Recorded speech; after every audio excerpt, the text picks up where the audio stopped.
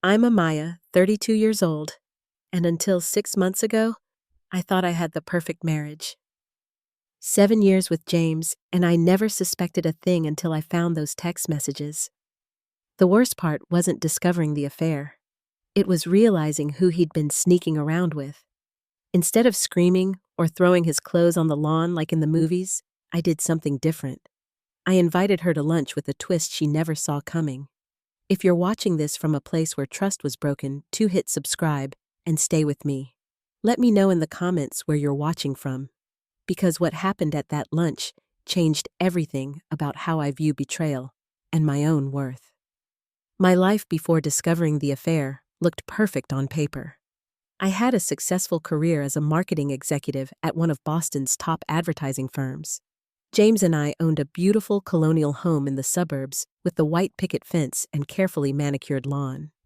We even had discussions about starting a family soon. From the outside looking in, we were that couple everyone envied. James and I met during our sophomore year of college. He was studying business and I was majoring in communications. We bumped into each other at the campus coffee shop when I literally spilled my latte all over his economics textbook. Instead of getting angry, he laughed and asked if I could make it up to him by joining him for dinner. That dinner turned into a movie night, which turned into a weekend trip to Cape Cod, which eventually turned into a proposal on the same beach where we had our first weekend getaway. We married when I was 25, right after graduation. It was a beautiful June wedding with 200 guests at a vineyard outside Boston. My best friend Natalie was by my side as my maid of honor. She and I had been inseparable since high school. She helped plan every detail of the wedding, from the flower arrangements to the seating chart. She even held my hair back when I got sick from nerves the night before. That's what makes this whole situation so much more painful. But I'll get to that. The first 5 years of our marriage were genuinely happy. We traveled to Europe twice, got promotions at our respective jobs, and built a life I was proud of. James worked as a financial advisor at a prestigious firm downtown, and his career was taking off. We had our disagreements like any couple, but nothing major. No red flags. At least none that I recognized at the time. Looking back, I can pinpoint when things started to change about 2 years ago. James began working later hours. At first, it was once or twice a week. Then it became the norm. He said his firm had taken on some high-profile clients, and he needed to put in extra time to impress the partners. I believed him because I had no reason not to. Then came the protectiveness over his phone. James had always been casual about his phone. He would leave it on the counter while he showered or toss it to me to take a picture. But gradually, his phone became attached to him. He took it to the bathroom. He put it face down on the nightstand. He added a new passcode. When I asked about it, he said it was for security purposes because of client information. The emotional distance was subtle at first. Less eye contact during conversations, fewer questions about my day. The casual touches as we passed each other in the kitchen stopped happening. Our sex life dwindled from twice a week to once every few weeks, always initiated by me. I did what most women do in this situation. I blamed myself. Maybe I wasn't attractive enough anymore. Maybe I was too focused on my career. Maybe he was bored with me, so I tried harder. I planned surprise date nights. I bought new lingerie. I suggested we try couples therapy as a tune-up for our marriage. James dismissed the therapy idea, saying we were fine, and I was overthinking things. "You're being paranoid, Amaya," he told me one night after I asked why he hadn't touched me in 3 weeks. "Work is stressful right now. Not everything is about you." That statement stung, but I swallowed my hurt and apologized for pressuring him. I see now how he was gaslighting me, making me question my own perceptions and feelings. Our 7th anniversary dinner was when my suspicions really took root. I had made reservations at the expensive French restaurant where he proposed.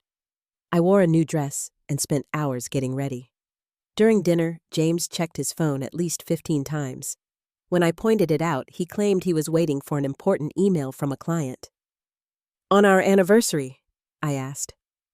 "The world doesn't stop because we've been married 7 years, Amaya. he replied with irritation.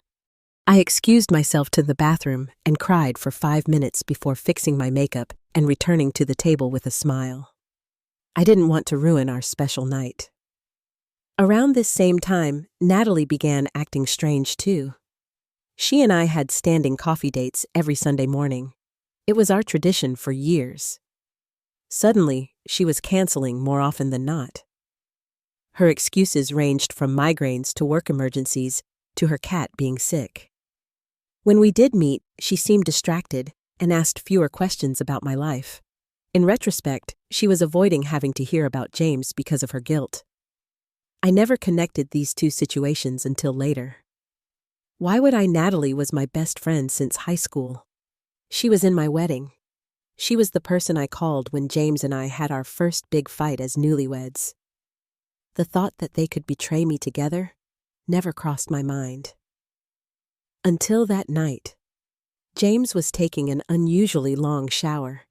His phone dinged on the nightstand. Once, twice, 3 times in rapid succession. I had never checked his phone before. I respected his privacy, but something in my gut told me to look. The knot in my stomach had been growing for months, and I needed to know if I was crazy or if my instincts were right. I picked up his phone. The screen showed text notifications from N-Work. 3 new messages. The preview showed, "Miss you already. Last night was..." The rest was cut off. I knew his phone password. It was our anniversary date, something he hadn't bothered to change despite his new security concerns. My hands were shaking as I unlocked it. The messages from N-Work were explicit. There was no mistaking what I was reading. The most recent ones referenced a hotel meeting that afternoon, praising James for his skills and how she couldn't wait to see him again tomorrow. I scrolled up, my heart pounding so loudly I was afraid James would hear it over the shower. "Can't wait to feel you inside me again. Your wife has no idea how lucky she is. Same room as last time, 2 p.m. I kept scrolling back, and the messages went on for months. 8 months, to be exact. I could see the progression from flirtatious to sexual to what appeared to be genuine emotional attachment. There were "I miss you" texts and "thinking of you" messages that hurt almost more than the explicit ones. But who was N-Work? I clicked on the contact info, hoping for a full name or maybe a profile picture. There was no picture, but the email address associated with the contact made my blood run cold. Natalie.johnson@gmail.com. Natalie, my best friend. I nearly dropped the phone. My chest constricted like someone was sitting on it. I couldn't breathe. The bathroom walls seemed to close in on me. Natalie and James, James and Natalie. The 2 people I trusted most in the world had been betraying me for 8 months. Suddenly, dozens of memories flashed through my mind, but now viewed through a new lens. The Christmas party, where I found them chatting in the kitchen, standing slightly too close.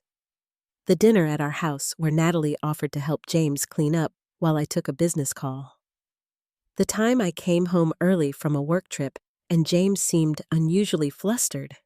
Had Natalie been there moments before the shower turned off? I quickly locked the phone and placed it exactly where it had been. My hands were shaking uncontrollably. I slipped into bed and pretended to be engrossed in my book, though I couldn't focus on a single word. James came out in his pajamas, hair damp, smelling of soap and shampoo. He slid into bed beside me, kissed my cheek, and said he was tired. Within minutes, he was asleep. I lay awake all night, staring at the ceiling, listening to him breathe peacefully beside me. The man who had stood before our friends and family and promised to love and cherish me was sleeping soundly after spending the afternoon in a hotel with my best friend. The absolute audacity of it made me feel physically ill. I didn't confront him that night. Something in me needed more evidence, needed to be absolutely certain before I blew up my entire life. So the next morning, I pretended everything was normal. I made coffee. I kissed him goodbye when he left for work. And then, I followed him. I had never followed anyone before. I felt ridiculous like a character in a bad movie, but I needed to see it with my own eyes. I stayed several cars behind him, heart racing every time I thought I might lose him in traffic. He didn't go to his office downtown. Instead, he drove to a Marriott hotel in Cambridge. I parked across the street and waited. 20 minutes later, Natalie's red Volkswagen pulled into the parking lot. I watched through binoculars as she checked her makeup in her rearview mirror, then walked into the hotel. I took photos with my phone, of her car, of her entering the hotel. It felt surreal, like I was watching someone else's life fall apart. Not mine. This couldn't be happening to me. I sat there for an hour, numb, before driving home. Once inside the safety of my house, I collapsed on the kitchen floor. The sobs came from somewhere deep and primal. I cried until I had no tears left, until my throat was raw and my eyes were swollen. The initial shock gave way to a grief so profound, it felt like a death. In a way, it was. The death of my marriage. The death of a friendship I had treasured for over 15 years. The death of the person I thought I was, a woman who could trust her own judgment. As the hours passed, that grief began to curdle into anger. Not a hot, explosive anger, but something cold and calculating. I wasn't going to scream and break things. I wasn't going to give either of them the satisfaction of seeing me lose control. Instead, I was going to plan. I was going to take back my power in a way neither of them would expect. The morning after discovering the affair, I called in sick to work. There was no way I could sit through marketing meetings and pretend my world hadn't just imploded. James had left early for what he claimed was a 3-day business trip to New York. I knew better now. I wondered if Natalie had taken time off too, if they were spending these 3 days together. My first call was to a divorce attorney. I found Jessica Martinez. Through careful research, she specialized in high-conflict divorces and had excellent reviews. Her office got me in that same day, understanding the urgency when I briefly explained the situation. Gather all financial documents, Jessica advised during our consultation. Bank statements, investment accounts, retirement funds, property deeds, tax returns, everything from the last 7 years if possible. I spent that afternoon digging through our home office, scanning documents and taking photos of everything important. I discovered things I hadn't known about. James had opened a separate bank account a year ago. He had been moving small sums into it regularly, amounts I wouldn't notice missing from our joint account. The betrayal extended beyond the emotional and physical, it was financial too.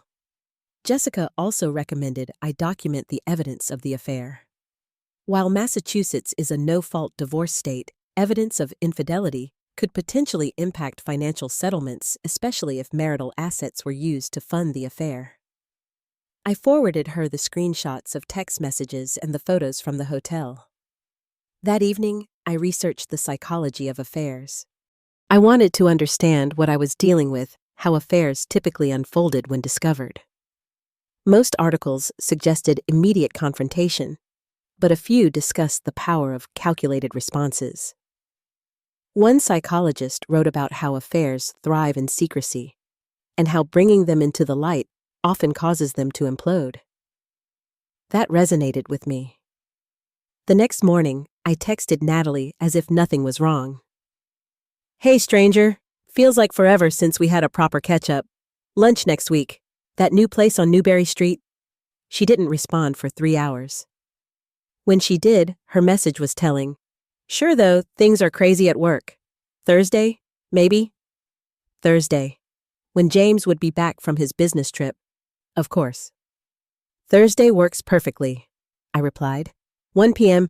"I've heard their wine list is amazing." She agreed, and just like that, the plan was in motion. I spent the next several days preparing. I wanted to be absolutely clear-headed for this confrontation. I started seeing a therapist, Dr. Colson, who specialized in betrayal trauma. In just 2 sessions, she helped me process some of the initial shock and develop coping strategies for the waves of grief and anger. "What do you want the outcome of this lunch to be?" Dr. Colson asked me. I want her to know that I know, I said. I want to take back my power, and I want her to understand exactly what she's losing. For the lunch, I needed to look perfect. Not like a woman who had been crying for days, not desperate or broken. I went shopping and found a navy blue dress that was elegant but understated, professional but feminine. I scheduled a blowout at my salon for that morning. I rehearsed what I would say in front of my mirror. The first few attempts I broke down crying. By the 20th attempt, I could deliver my lines with calm conviction. I practiced my facial expressions, determined not to show weakness. I also hired a private investigator. This was perhaps the most calculated part of my plan. His name was Michael, a former police detective now specializing in infidelity cases. I explained what I needed, and he agreed it was unconventional, but doable. "I'll need to see ID from both you and your husband to confirm you're legally married," he said. "And I'll need copies of the evidence you've gathered to include in the package." I provided everything he asked for. The package would be delivered during our lunch at precisely 1:45 p.m. The night before the lunch, I barely slept. I kept imagining different scenarios, how Natalie would react, what she would say, whether she would deny everything or break down confessing. I prepared for every possibility. My sister Kate was the only person who knew my plan. She thought I was crazy, but supported me anyway. She agreed to be nearby during the lunch, sitting at the bar within eyesight, ready to step in if things went sideways. "Are you sure about this, Amaya?" she asked over the phone that night. "You could just confront James directly, or both of them together." "No," I said firmly. "This needs to happen exactly as I've planned. I need to look her in the eye first." The morning of the lunch, I took extra care getting ready. I applied my makeup flawlessly, styled my hair, and put on the new dress. I wore my grandmother's pearl earrings for strength. She had survived my grandfather's infidelity and emerged stronger. I hoped her spirit would be with me today. As I drove to the restaurant, my hands were steady on the wheel. The time for tears had passed. Now was the time for calculated action. I arrived at La Maison, the upscale French restaurant on Newbury Street, 20 minutes early. The maitre d' led me to the table I had specifically requested when making the reservation, a corner table with privacy but still visible from most of the restaurant. I wanted witnesses to whatever happened next. I ordered a sparkling water and watched the door. At exactly 1:02 p.m., Natalie walked in. She looked nervous, tugging at the sleeve of her blouse as she scanned the restaurant. When she spotted me, she plastered on a smile that didn't reach her eyes. I wondered if she had always been this transparent, or if I could only see through her now that I knew the truth. "Amaya," she exclaimed with forced enthusiasm, air kissing my cheeks. "You look amazing. Is that a new dress?" "It is," I replied calmly. I felt like treating myself. We settled in and the waiter brought menus. I insisted we order wine, selecting an expensive bottle of Cabernet. If nothing else, I would enjoy good wine while watching my marriage and friendship officially die on this table. "So, how have you been?" I asked, maintaining perfect composure. "I feel like we've barely talked lately." Natalie fidgeted with her napkin. "Oh, work has been insane. The Johnson account is taking all my time." "The Johnson account," I repeated. "That's been going on for 8 months now?" She nodded, a flicker of confusion crossing her face at my specific knowledge of her work timeline. "And how's Thomas?" I asked about her husband of 5 years. "He's good. Busy with the new promotion." She took a large sip of wine. "How's James still working those crazy hours?" The audacity of her question made my blood boil, but I maintained my facade. "James is James. You probably know better than I do these days." Her hand froze midway to her wine glass. "What do you mean?" I smiled. "Let's talk about friendship, Natalie, about loyalty. What does that mean to you?" She shifted uncomfortably. "I'm not sure what you're getting at." "Really, Because I thought it was pretty straightforward. Friends don't sleep with each other's husbands. Or is that rule a bit too old-fashioned for you? The color drained from her face. She opened her mouth, then closed it, then opened it again. Amaya, I don't know what you're talking about. I kept my voice low and controlled despite the rage building inside me. Please don't insult my intelligence on top of everything else. I know about you and James. I have for days. It's not, she stammered. I reached for my purse and pulled out my phone. I placed it on the table screen up open to the text messages I had screenshot from James's phone. The explicit ones.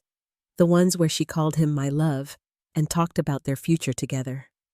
Natalie stared at the phone, her face crumpling. Oh, God.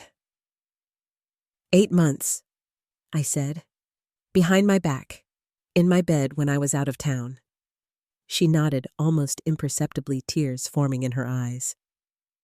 Did you laugh about me? Did you both joke about stupid trusting Amaya while you were together? No, she exclaimed too loudly. A few heads turned our way. She lowered her voice. It wasn't like that. We never meant to hurt you. I laughed, a cold sound with no humor in it. That's fascinating. How exactly did you plan to have an affair with my husband without hurting me? I'd love to hear the logistics of that plan. Natalie was fully crying now, mascara running down her cheeks. It just happened. We never planned it, and we were going to end it. When? I demanded.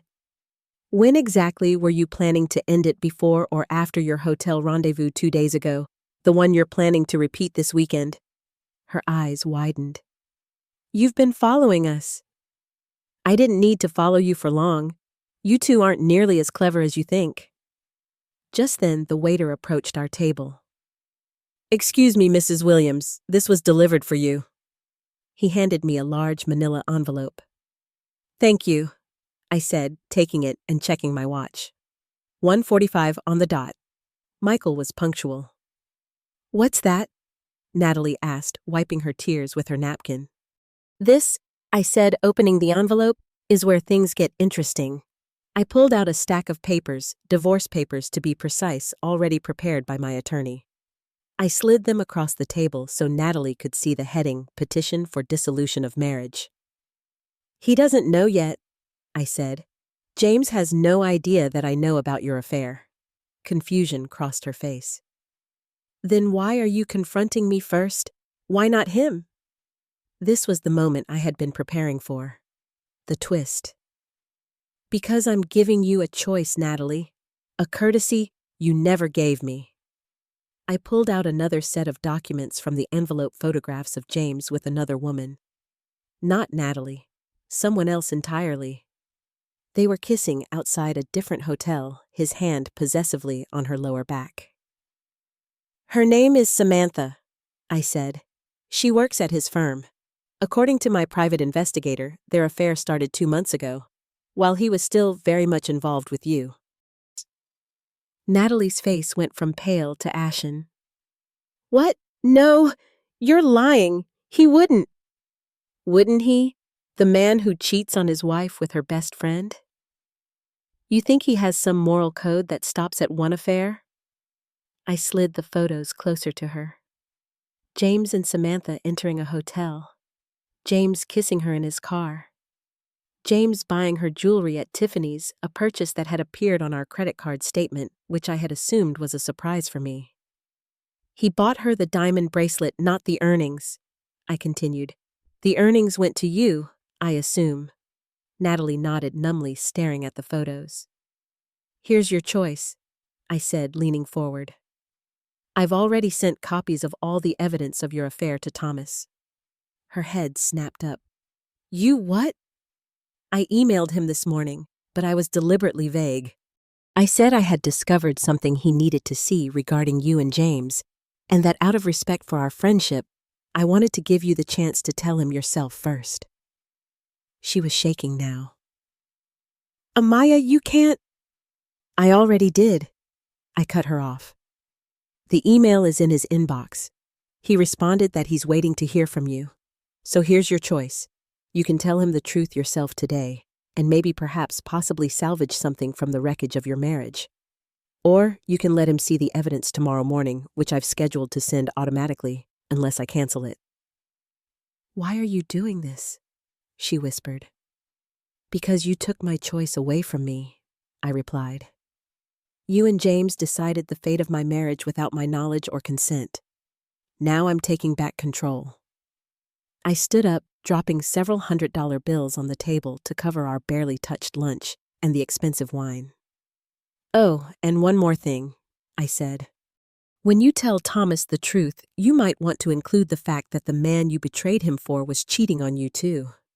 I think that's a relevant detail, don't you? I gathered my purse and the envelope, leaving the photos of James and Samantha on the table for Natalie to keep. Goodbye, Natalie. Give James my regards when you tell him you've been played just like I was. As I walked out, I passed my sister at the bar. She gave me a subtle nod of approval. For the first time in days, I felt something close to power returning to me. This wasn't over yet. James was next. I returned home to our empty house feeling strangely energized. For the first time since discovering the affair, I wasn't drowning in grief. I was swimming determinedly towards something new, toward my own salvation. My phone rang less than an hour later. It was Natalie, her voice raw from crying. You were right, she sobbed. About everything. I called Samantha pretending to be from the HR department at James's firm. She confirmed they've been seeing each other. She thinks she's his only affair. He told her his marriage was over, that he was leaving you for her. I wasn't surprised, but the confirmation still stung. And Thomas? I told him everything, she said, her voice breaking. He threw me out, said he needs time to think. Amaya, I'm so sorry. I know that means nothing to you now, but I am. I got caught up in something exciting and forbidden, and I ruined everything that actually mattered. Yes, you did, I replied, not offering absolution. Both of you did. What are you going to do about James? She asked. You'll find out soon enough. I spent the rest of the day packing some of James's things. Not all of them, just enough to make a point. I placed the divorce papers prominently on the kitchen table where he couldn't miss them. Then I waited. James returned from his business trip around 7 that evening. He called out my name as he entered, his voice cheerful, as if nothing was wrong. Then he saw the suitcase in the hallway and the papers on the table. Amaya, he called again, confusion in his voice. What's going on? I emerged from the kitchen calm and collected. Welcome home, James. How was Samantha? His face went through a remarkable series of expressions: shock, fear, anger, then calculation, as he tried to figure out how much I knew and how to deny it. Who? He tried pathetically.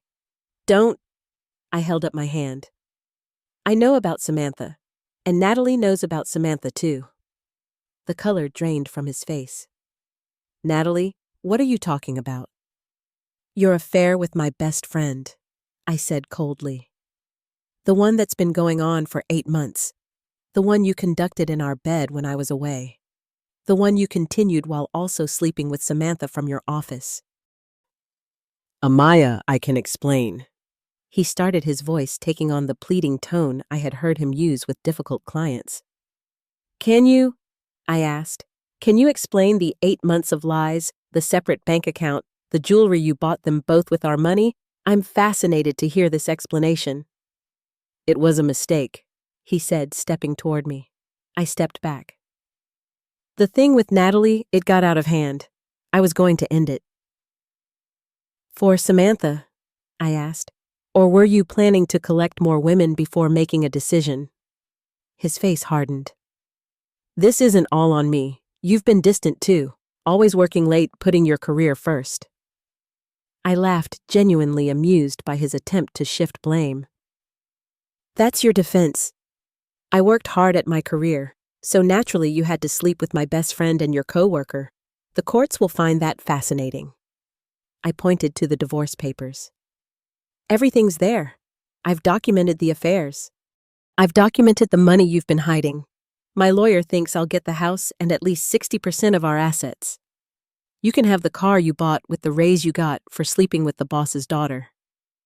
His eyes widened at that. He didn't know I knew about his connection to Samantha, the firm partner's daughter. Another detail my private investigator had uncovered. James's demeanor changed instantly from defensive to begging. Amaya, please. We can work through this. I'll go to therapy. I'll do whatever you want. I made a terrible mistake, but I love you. No, I said firmly. You love yourself. That's become abundantly clear. He began to cry, actual tears streaming down his face. Please don't do this. 7 years. Think about everything we've built together. I have thought about it for days now, and I've decided that 7 years is enough time wasted on someone who never deserved me. What about Natalie? He asked, suddenly angry. Is she getting divorced too, or is this just about punishing me? Natalie confessed everything to Thomas this afternoon, after I showed her the pictures of you and Samantha. She was quite shocked to discover she wasn't your only affair. His face twisted with rage. You had no right. I had every right, I replied calmly. And Thomas had every right to know his wife was cheating on him, just like I had every right to know my husband was cheating on me, with multiple women. I picked up my overnight bag. I'm staying with Kate for a few days. When I come back, I expect you to be gone. You can contact me through my lawyer from now on. This isn't over, he said, his voice low and threatening. I turned back at the door. You're right about that. The divorce proceedings are just beginning. But us. We've been over for 8 months. I just didn't know it until now. I walked out, got in my car, and drove to my sister's house. As I pulled away, I saw James in the rearview mirror, standing in the doorway of our home, looking lost and small. For the first time in days, I took a full breath, feeling like I might eventually be okay. That night, I cried in my sister's guest room, not for James, but for the life I thought I had, for the plans that would never materialize for the person I used to be. By morning, I felt empty, but cleansed like a forest after a devastating fire ready for new growth. The next few weeks were a whirlwind. James didn't leave as I'd asked. Instead, he launched a campaign to win me back. There were flowers delivered to my office daily, tearful voicemails, even a handwritten 12-page letter detailing every reason he loved me and every way he would make it up to me. I sent the flowers to a nursing home, deleted the voicemails, and shredded the letter unread. He showed up at my workplace, causing a scene in the lobby until security escorted him out. After that, my boss was understanding enough to let me work remotely for a while. The social fallout was messy and painful. Our mutual friends were forced to take sides. Some immediately supported me. Others wanted to remain neutral, which I took as tacit support for James.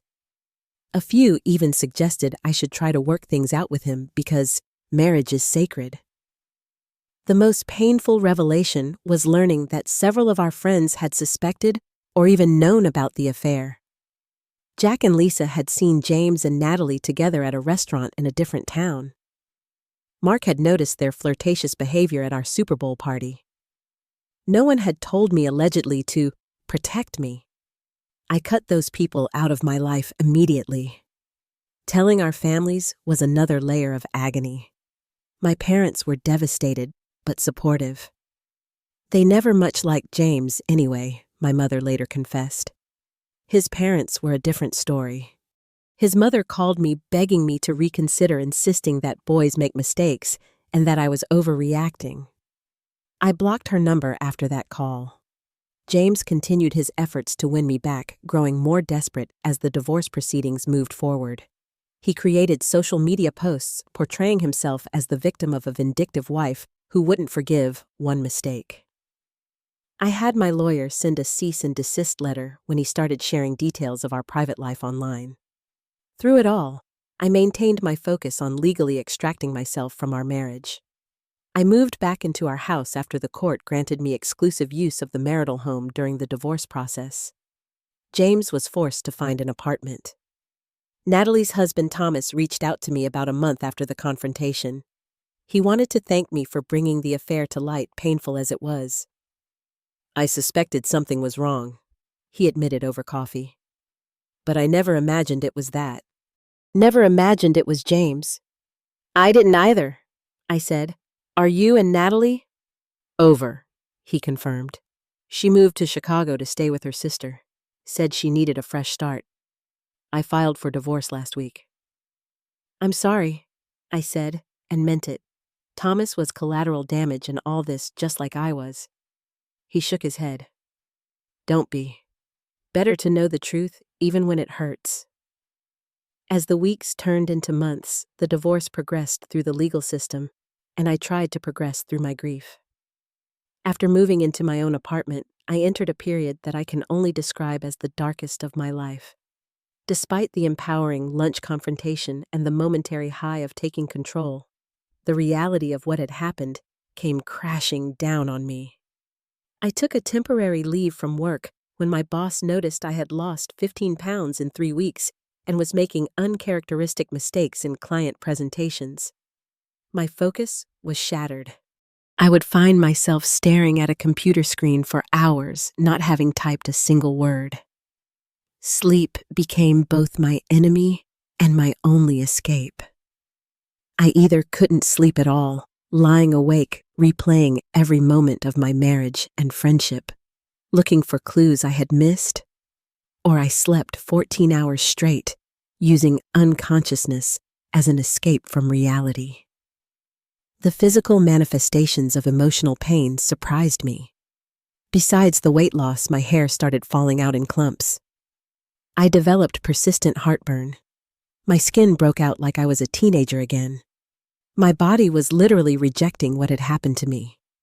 Kate, my sister, became my lifeline during this time.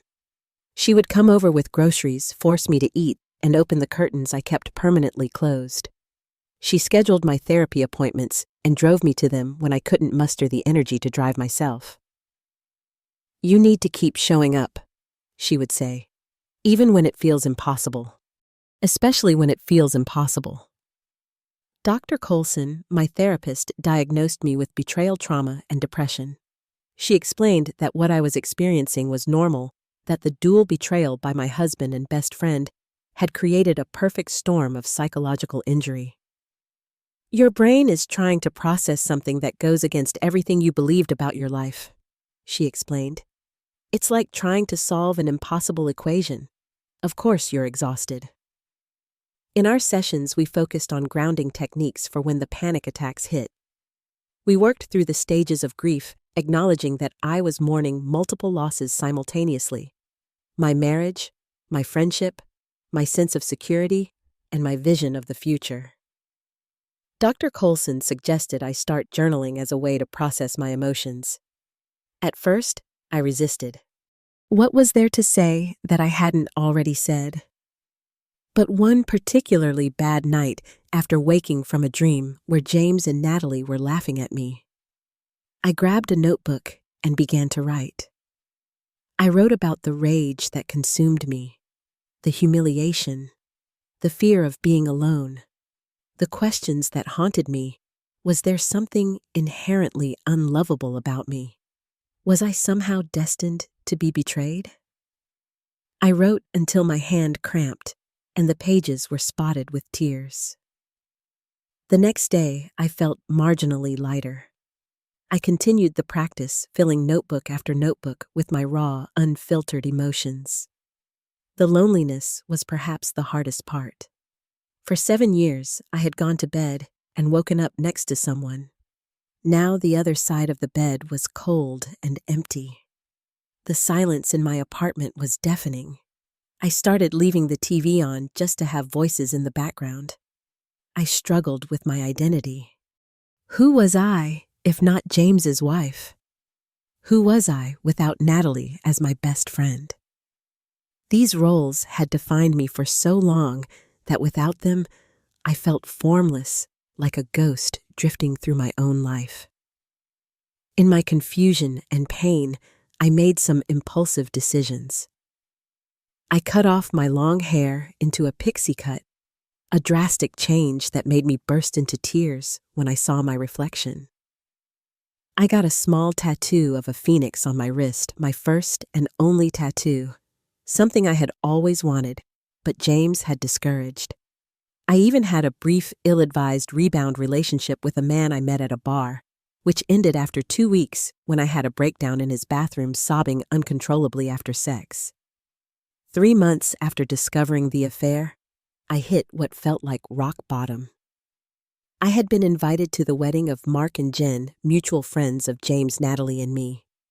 I debated not going, but some masochistic part of me wanted to show my face to prove I wasn't hiding in shame for something I hadn't done. James was there too. We had managed to avoid each other until then, communicating only through our lawyers. Seeing him across the room in a new suit looking healthy and handsome sent a jolt of pain through me. He was talking to a woman I didn't recognize leaning in close to her ear, his hand on her waist. Some things never changed. I made it through the ceremony smiling rigidly whenever someone gave me a pitying look. But at the reception, after 3 glasses of champagne, I lost my composure when the DJ played our song, the one from our first dance as husband and wife. I ran outside and had a full breakdown in the venue's garden, sobbing and hyperventilating, until a concerned waitress found me and called Kate to pick me up. That night, lying on my sister's couch, I realized I had hit bottom. The public breakdown had been humiliating, but it was also clarifying. I couldn't continue like this, letting my pain define me. I needed to reclaim my life. The next day, I made a commitment to myself. I would dedicate the same energy I had been putting into my grief, into my healing. I created a structured self-care routine that included therapy, twice weekly, daily exercise, meditation, and proper nutrition. I joined a support group for people dealing with infidelity, where for the first time, I met others who truly understood what I was experiencing. I reconnected with old friends I had neglected during my marriage, women who had known me before I was James's wife, who reminded me of the person I used to be. I rediscovered passions I had abandoned: painting, hiking, cooking, elaborate meals just for the joy of it. I reached out to colleagues I had avoided during my leave, gradually re-engaging with my professional identity. My boss was supportive, allowing me to ease back into full-time work with flexible hours. One day, while cleaning out the last of my things from our old house, which I had decided to sell as part of the divorce settlement, I found a box of letters from an old college professor who had believed in my writing talent. Reading his encouragement reminded me of dreams I had put aside to support James's career. I enrolled in a creative writing class at the local community college the next day. As I began to heal, I was able to look more objectively at my marriage. While nothing justified James's betrayal, I could see patterns that had been unhealthy long before the affair. I had shrunk myself to accommodate his ego. I had ignored red flags about his character, his tendency to blame others for his mistakes, his mild but persistent put-downs disguised as jokes, his ability to lie smoothly to others when it served his purposes. Setting boundaries became crucial to my recovery. When James tried to contact me directly rather than through our lawyers, I refused to engage. When mutual friends tried to relay messages from him, I shut that down immediately. When his mother showed up unannounced at my apartment, I didn't even open the door. I also had to confront the role I had played in my friendship with Natalie. I had ignored signs that she was sometimes competitive with me, that she sometimes resented my happiness. Again, nothing justified her betrayal. But I could see how our friendship had contained unhealthy elements that made it vulnerable. The divorce proceedings dragged on with James contesting everything, despite the clear evidence of his infidelity. My lawyer was confident we would prevail, but the process was exhausting and expensive. Still, I refused to settle for less than I deserved out of fatigue or a desire to move on. During this time, I discovered a support group online for betrayed spouses. The stories I read there both broke my heart and gave me hope. So many others had walked this path before me, had felt this same pain, and had emerged stronger. I began to believe I could too. 6 months after discovery, I experienced my first genuine moment of happiness. I was hiking with a new friend from my writing class, and we reached the summit of a challenging trail. Looking out over the valley below, feeling the sun on my face and the satisfaction of physical accomplishment in my body, I laughed spontaneously. The sound surprised me. It had been so long since I had laughed without forcing it. My friend looked at me curiously, and I explained through tears. I just realized I'm going to be okay. The firsts were still difficult. First Thanksgiving alone, first Christmas, without my in-laws, a blessing in disguise, first anniversary of our wedding after the separation. Each one brought a fresh wave of grief, but each one also passed, leaving me a little stronger than before. Natalie moved back to Boston after 6 months away. I ran into her at a grocery store, an encounter so awkward and painful that I abandoned my half-filled cart and left immediately. She sent me an email later that day with the subject line, "I'm sorry." I didn't open it. Some bridges cannot and should not be rebuilt. 1 year after discovering James's affair, my divorce was finally finalized. The settlement was favorable largely due to the evidence of James's multiple affairs and financial deception. I received the house, which I promptly sold 60% of our assets, and a clean break from the man who had betrayed me in every possible way. On the day the divorce was officially granted, I took myself to dinner at an expensive restaurant, ordered champagne, and toasted to my freedom. The maitre d', seeing my solo celebration, sent over a dessert with "Congratulations" written in chocolate. He assumed I was celebrating a promotion. I didn't correct him. Therapy had been my lifeline throughout this process. Dr. Coulson helped me reframe the experience not as a failure, but as a liberation. "You didn't fail at marriage," she told me. "James failed you. There's a crucial difference." With her guidance, I worked through the stages of grief, gradually moving from anger and depression toward acceptance. I learned that healing isn't linear, that I would have good days and bad days, sometimes good weeks followed by a sudden backslide into pain. But the overall trajectory was upward. With the divorce behind me and a substantial financial cushion from the settlement, I made a bold decision. I accepted a job offer in Seattle, a city I had always loved during visits, but had never considered living in because James hated the rain. The position was a step up from my previous role, marketing director for an innovative tech company with a predominantly female leadership team. The move across the country was both terrifying and exhilarating. I sold or donated most of my belongings, keeping only what truly mattered to me. There was something cleansing about this purge, about creating a physical fresh start to match my emotional one. My new apartment in Seattle had floor-to-ceiling windows with a view of Puget Sound. The first night there, watching the ferries cross the water under a twilight sky, I felt a sense of possibility I hadn't experienced in years. Building a new social circle from scratch was challenging, especially at 33. But I pushed myself to join groups aligned with my interests, a hiking club, a book discussion group at the local library, a cooking class. Gradually, I developed friendships with women who knew me only as Amaya, not as someone's betrayed wife. These new friends brought fresh perspectives into my life. They hadn't known me during my marriage, had no preconceived notions about who I was or what I had been through. I could be whoever I wanted to be with them. This freedom was intoxicating. Lily, a graphic designer I met through work, became particularly important to me. Her straightforward nature and wicked sense of humor drew me out of my shell.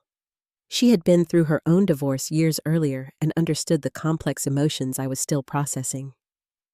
"The best revenge is becoming someone your ex wouldn't recognize," she told me over margaritas one night.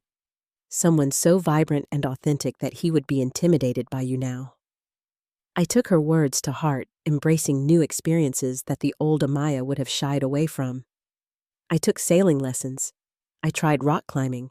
I sang karaoke badly at a crowded bar. With each new experience, I reclaimed pieces of myself that had been dormant during my marriage. Dating again was a frontier I approached cautiously. My trust had been so fundamentally damaged that the thought of being vulnerable with another person terrified me. Dr. Colson, with whom I continued therapy through video sessions, helped me establish healthy boundaries and recognize my triggers. My first few dates were disasters, nervous conversations over coffee with men I felt nothing for. But gradually, I became more comfortable in this new landscape. I learned to be upfront about my past, without letting it define me to look for green flags instead of just avoiding red ones, to trust my instincts about people. 8 months after moving to Seattle, I met Daniel through my hiking club. He was a pediatric surgeon, divorced himself with a quiet confidence that put me at ease. Our friendship developed naturally over several group hikes before he asked me to dinner. On our first official date, he listened more than he talked, asked thoughtful questions, and respected my boundaries without me having to explicitly state them. "I'm taking things very slowly," I told him on our third date. "My last relationship ended because of infidelity, and I'm still working through that." "I understand," he said. "Trust takes time to build. I'm not in any rush."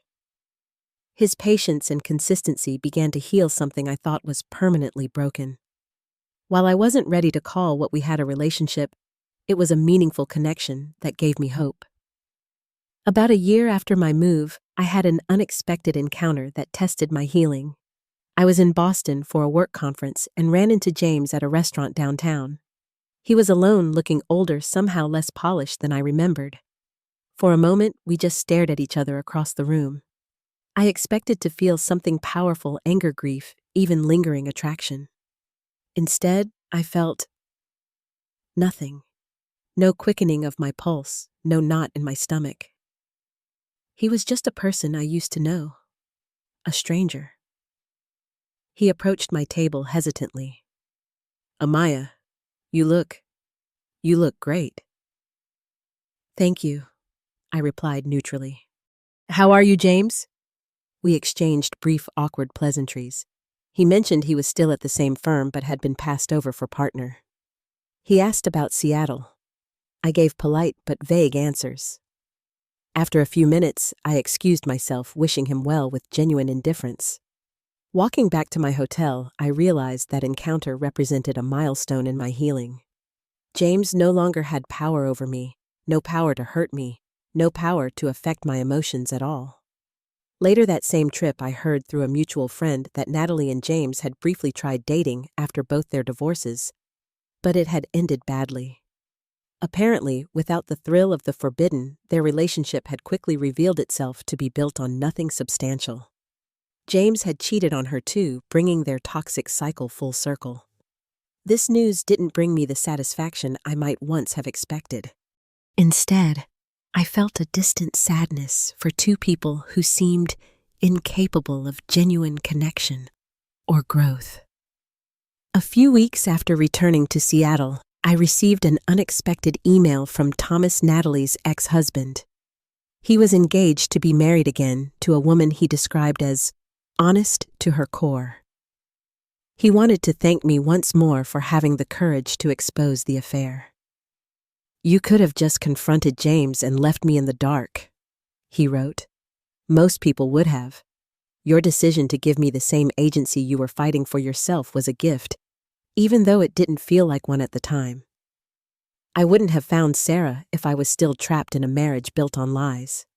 His email brought tears to my eyes, but not tears of pain.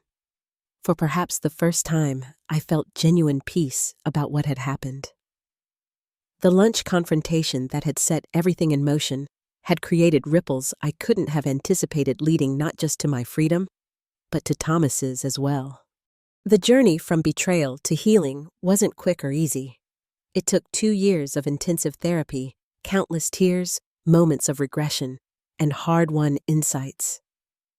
I had to learn to forgive myself for not seeing what was happening, for choosing the wrong partner, for ignoring red flags. That self-forgiveness was ultimately more important than any feelings I had toward James or Natalie. I came to understand that what happened wasn't a reflection of my worth. It was a reflection of their character. Their choices revealed who they were, not who I was.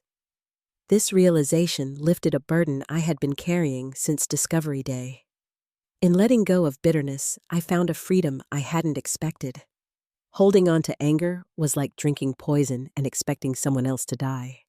Releasing it didn't mean condoning what they did, it meant refusing to let their actions continue to harm me. The lunch confrontation with Natalie, which had once seemed like the climax of my story, I now saw as just the beginning, the moment I reclaimed my power and set in motion the journey toward becoming a stronger, more authentic version of myself. Today, as I look out at the Seattle skyline from my apartment, I feel grateful for the life I've built. My career is thriving. My relationships, both romantic and platonic, are healthier than they've ever been. I've rediscovered passions and developed new ones. I've learned to trust again, starting with myself.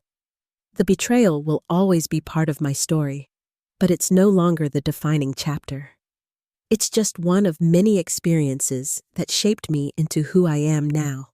A woman who knows her worth, who trusts her instincts, who chooses authenticity over appearance, and who understands that sometimes the most painful experiences lead to the most beautiful transformations. Have you ever had to reinvent yourself after a betrayal? Whether it was a relationship, friendship, or even a betrayal at work? I'd love to hear your story in the comments. How did you find the strength to start over? What helped you heal? If you're still in that process, know that it does get better. Like this video. If my story resonated with you, subscribe for more real-life experiences and share with someone who might need to hear that there's light after darkness. Thank you for witnessing my journey, and remember that your worth is never determined by someone else's inability to see it.